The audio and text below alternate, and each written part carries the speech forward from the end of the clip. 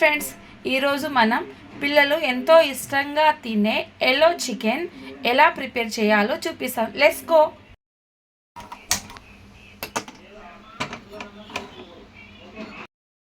Friends, ఇందులో oil ఏం వేయలేదు. ఇది సిమ్లో అలానే ఉడికించుకోవాలి.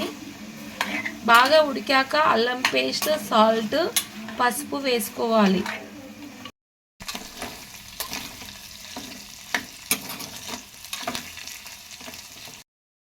ఇది బాగా ఉడికాక అల్లం పేస్ట్ వేసుకుంటున్నాను.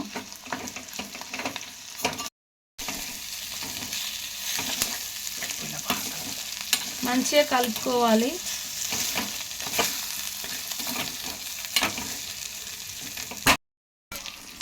Yellow chicken ready.